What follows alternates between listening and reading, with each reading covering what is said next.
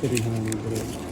Okay, this one? Yeah, it's fine. It's fine. Thank you. You want to receive? Yeah. 2 seconds.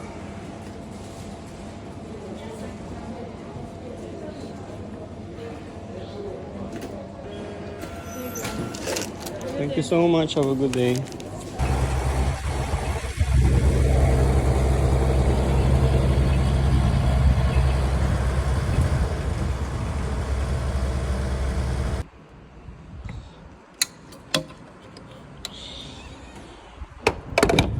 So yun, bagas tayo. May nagtanong kasi sa atin, kamusta daw yung cost of living dito sa Denmark. So kunwari meron akong 20,000 koron a month, no?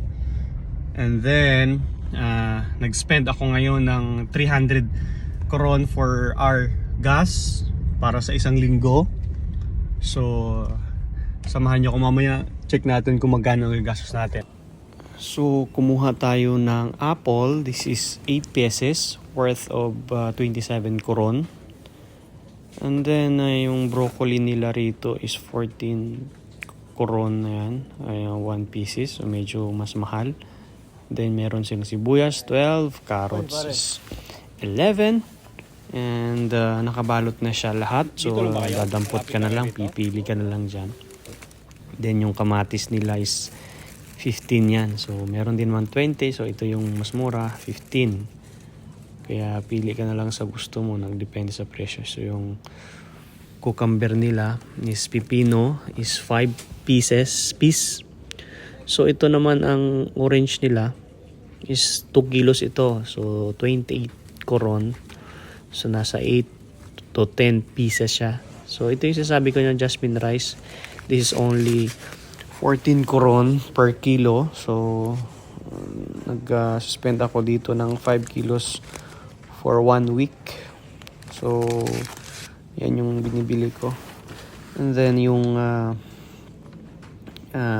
mahanap din tayo ng pang-almusal natin, which is yung ham.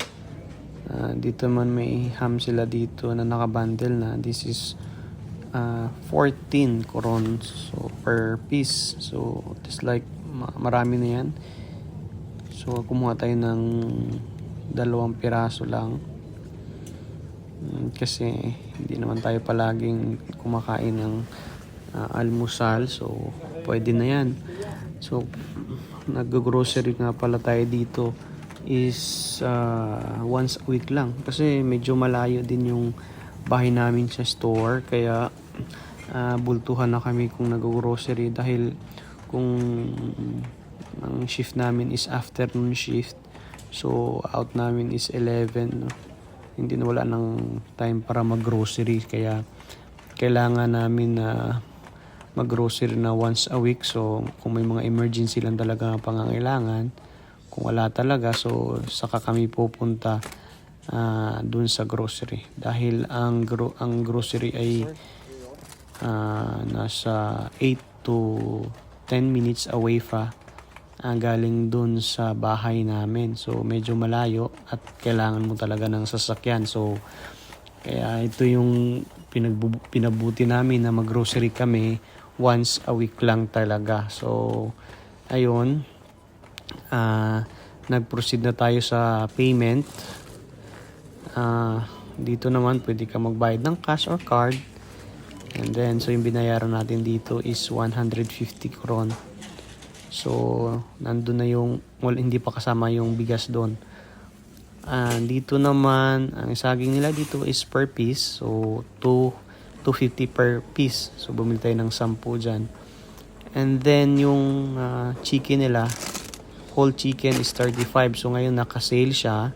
So ang regular price nito is nasa 60, pero pag bibilhin mo siya ng dalawa, so this is for 100. So may mga rebate siya na ibibigay pag 2 or more ang bibilhin mo. So kaya minsan nagtitingin-tingin kami ng sale, at mas maganda talaga na bumili ka ng maramihan kaysa isa-isa, kasi pag maramihan may mga rebate sila. Katulad dito yung breast fillet, ang regular price ito is 64 per pack. Pero pag bumili ka ng dalawa, this is only for 100 koron. So, nakakatipid ka pa rin talaga. So, kaya kumuha tayo ng dalawa. This is for 2 weeks, 1 week na natin na konsumo, no? So, mas maganda ito dahil naka-fillet na siya. So, hindi mo na kailangang mag-debone pa ng chicken. So, ready to cook na siya. So, dito naman sa beef, so may mga depende rin yung klase-klase sa beef nila.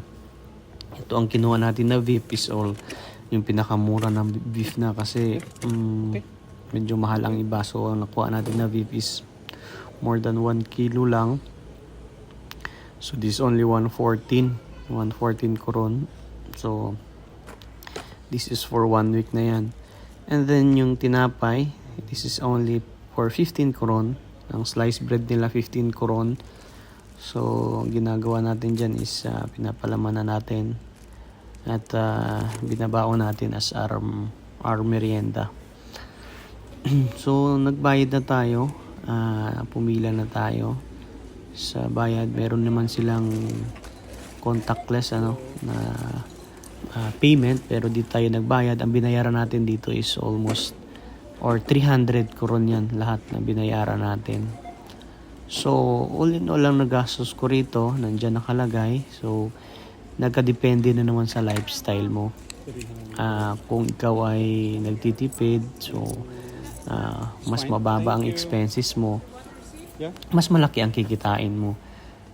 Kaya naman, pero sa akin kasi hindi ako nagtitipid, hindi ko tinitipid yung sarili ko kasi ito yung puhunan natin dito, yung sarili natin, kaya hindi natin tinitipid. So, yun lang, expense.